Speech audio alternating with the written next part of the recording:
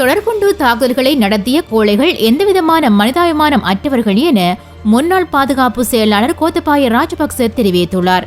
நாட்டில் இடம்பெற்ற குண்டு தாக்குதல்கள் தொடர்பில் அவர் வெளியிட்டுள்ள அறிக்கையில் இவ்வாறு கூறப்பட்டுள்ளது.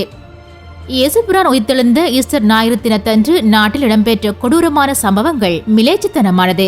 பல நூற்றுக்கணக்கான அப்பாவி இலங்கை மக்கள் மற்றும் வெளிநாட்டு சுற்றுலா பிரஜைகள், அதிலும் பெரும்பான்மையாக தமது குடும்பத்தினர் மற்றும் உறவுகளுடன் பிரார்த்தனையிலும் கொண்டாட்டத்திலும் ஈடுபட்டவர்களை இலக்கு வைத்து இடம்பெற்ற மிலேச்சத்தனமான மற்றும் கோழைத்தனமான இந்த பயங்கரவாத செயலை நான் மிகவும் வன்மையாக கண்டிக்கின்றேன். இந்த குற்றங்களை மேற்கொண்ட கோழைகள் எந்தவிதமான மனிதாபிமானம் அற்றவர்கள். எந்த ஒரு போதனைக்கும் சமய நம்பிக்கைக்கும் அல்லது நற்சிந்தனைக்கும் அவர்கள் மதிப்பளிக்காதவர்கள். எமது நாட்டில் பேரழிவு, அச்சம் மற்றும் குழப்பத்தை ஏற்படுத்துவதே அவர்களது நோக்கமாகும்.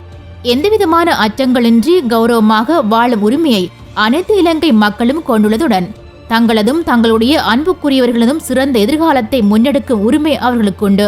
துயரம், அதிர்ச்சி மற்றும் அச்ச உணர்வு மத்தியில் நிலவும் இந்த தருணத்தில் தேசிய நலனை பேணுவதற்காக நாம் அனைவரும் ஒன்றுபட்டு உழைக்க வேண்டும். எமது நாட்டில் பேரழிவு, அச்சம் மற்றும் குழப்பத்தை ஏற்படுத்துவதே அவர்களது நோக்கமாகும். எந்த வடிவிலான தீவிரவாதத்திற்கும் எமது தாய்நாட்டில் இடம் கிடையாது என்று குறிப்பிடப்பட்டுள்ளது. அனைத்து செய்திகளையும் பார்க்க IBC தமிழ் நியூஸ் சேனலை சப்ஸ்கிரைப் பண்ணுங்க. உடனுக்குடன் செய்திகளை தெரிந்து கொள்ள வேண்டுமா? அப்போ கீழே இருக்கிற பெல் பட்டனை மறக்காம கிளிக் பண்ணுங்க.